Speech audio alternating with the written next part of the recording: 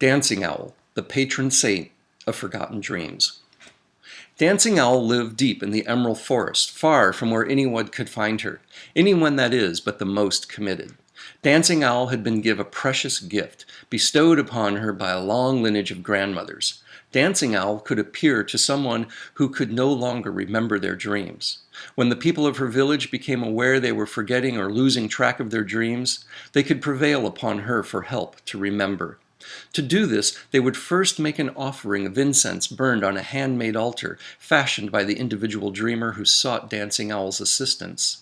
The dreamer-to-be would go into the emerald forest to find a piece of dark, dense bark from the sacred conifer, which they would then carve into the altar on which to burn pungent herbs, the sweet aroma of which would call her into their dreams for guidance.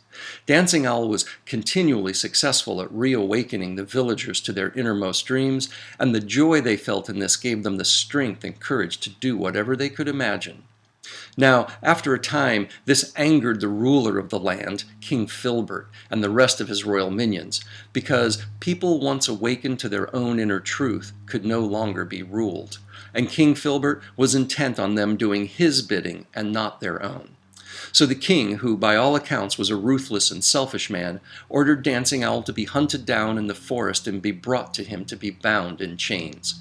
The king's plan was to lock Dancing Owl away in a deep crypt below his castle in complete darkness, with walls of stone so thick that not only light would be blocked out, but thoughts and therefore dreams as well. King Filbert ordered his two most pernicious knights to find her. They were known as Johnny Two Shots and Octavian the Merciless.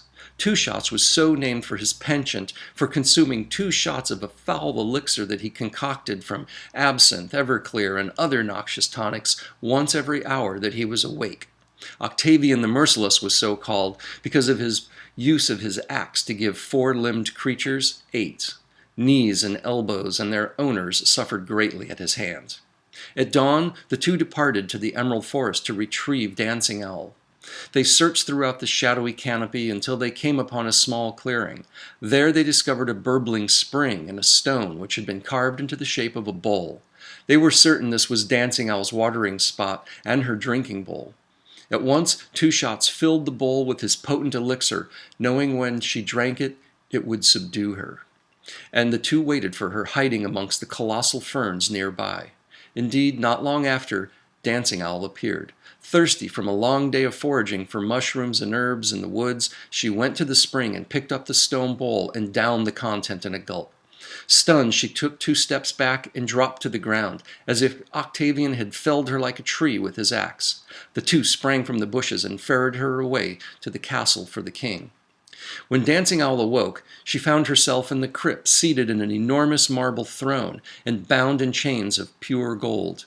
King Filbert stood before her, gloating.